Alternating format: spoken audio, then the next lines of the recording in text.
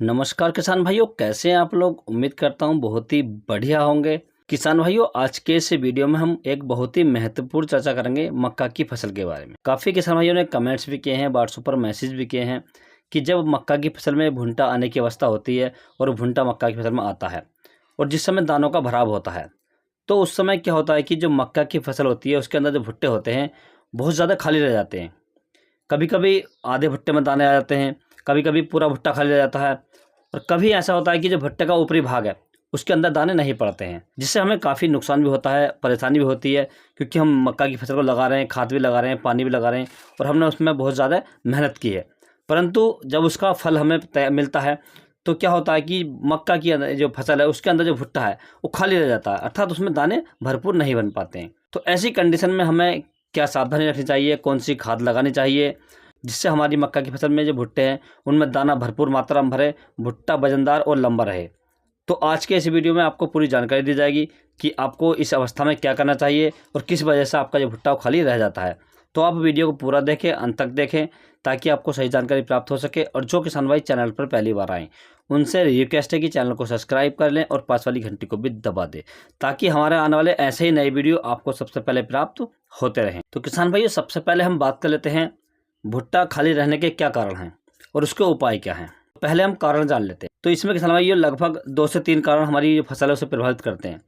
Number 1 पर जो तापमान होता है ये सबसे ज़्यादा प्रभावित करता है मक्का की फसल को। किसान भाइयों, मक्का की जो फसल होती है वो लगभग 18 से 35 डिग्री सेल्सियस तापमान को आसानी से सहन कर सकती है। यदि टेम्परेचर 35 डिग्री सेल्सियस से ऊपर जाता है तो उस समय मक्का की जो फसल है उसके अंदर दाना भरने की समस्या आ सकती है, अर्थात दानों का भराव कम रह सकता है किसान भाइयों। तो सबसे पहला कारण ये होता है किसान भाई। दूसरा कारण किसान भाइयों, सिंचाई व्यवस्था। जिस समय हमारी मक्का की फसल में दाना भरने की अवस्था हो तो उस समय हमें मक्का की फसल में सिंचाई कंटिन्यू करनी चाहिए, अर्थात उसके अंदर पर्याप्त मात्रा में नमी बनाकर रखनी चाहिए। यदि हम पानी को खींच कर देते हैं या मक्का को सुखा कर पानी देते हैं या पानी को थोड़ा सा लेट कर देते हैं तो इससे क्या होता है कि पौधे के अंदर पानी की कमी हो जाती है, तो दाना भरने की समस्या आ जाती है।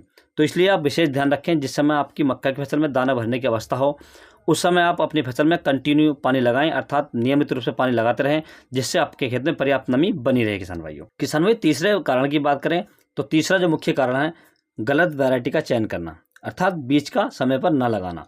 क्योंकि जो वैरायटियाँ बरसात के मौसम में लगाने की है, जैसे पायनियर की 3396 वैरायटी आती है, यदि हम इस वैरायटी को अप्रैल से पहले लगा देते हैं, जैसे फरवरी और मार्च में लगा देते हैं, तो इसका भुट्टा निश्चित रूप से खाली रह जाता है। तो आप जब वैरायटी का चयन करें तो आप सबसे पहले उसके बारे में ये जान लें कि वैरायटी उसी समय के लगाने की है या उससे आगे पीछे लगाई जा सकती है, तो आप उसका इस्तेमाल सही रूप में करें। यदि आप वैरायटी का चयन सही से करते हैं, सिलेक्शन सही से करते हैं, तो आपकी मक्का की फसल में ये समस्या नहीं आएगी। जो वैरायटी का बोने का समय सही चल रहा है मैं आपको उसे बार बार डाल देता हूँ। बहुत किसान भाई क्या सोचते होंगे कि ये वैरायटी आप बार बार दोहरा रहे हैं, परंतु मैं इसलिए डालता हूँ। काफ़ी किसान भाई क्या करते हैं कि वैरायटी को देखते हैं और भूल जाते हैं, फिर बाद में सोचते हैं कि कौन सी वैरायटी लगानी है। तो इसलिए मैं आपको जिस वैरायटी का बोने का समय आता है उसके बारे में मैं आपको एकदम करंट में वीडियो बनाकर डाल देता हूँ, अर्थात अर्जेंट वीडियो बनाकर डाल देता हूँ किसान भाई।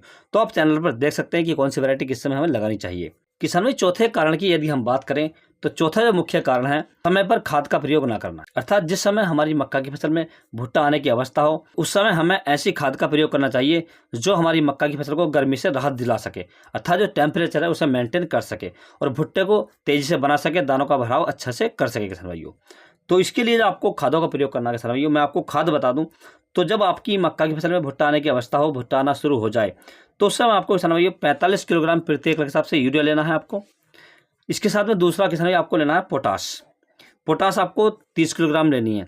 यदि आपको जो पाउडर वाली पोटाश आती है, लाल वाली यूपीएल वगैरह की जो आती हैं, तो आपको 30 किलोग्राम लेनी है। यदि आप दाने वाली पोटाश ले रहे हैं जो काले कलर की आती है दाने वाली, यदि आप इसे ले रहे हैं तो आपको 50 किलोग्राम प्रति एकड़ लेनी है किसान भाइयों। किसान भाइयों इसमें आपको तीसरा जो प्रोडक्ट ऐड करना है ये आपको करना है माइक्रो फूड, जो मिक्सचर वाली जिंक आती है, जिसके अंदर सभी तत्व आते हैं, जैसे nitrogen, phosphorus, magnesium, calcium, copper, ferrous आदि तत्व आते हैं, सल्फर भी उसके अंदर आता है।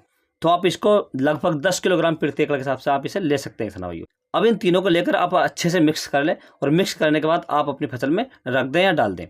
डालने के बाद आप उसकी सिंचाई कर दें। सिंचाई किसान भाई हल्की करें, जल्दी करें मगर हल्की करें, क्योंकि यदि हम ज़्यादा सिंचाई करेंगे तो धूप ज़्यादा होती है, और जब धूप ज़्यादा होती है, जब सूरज पड़ता है तेज़ी से, तो पानी गर्म हो जाता है, जिससे हमारे पौधे झुलस सकते हैं। तो इसका आप विशेष ध्यान रखें, सिंचाई हल्की करें मगर जल्दी करें। नमी पर्याप्त मात्रा में बनाए रखें।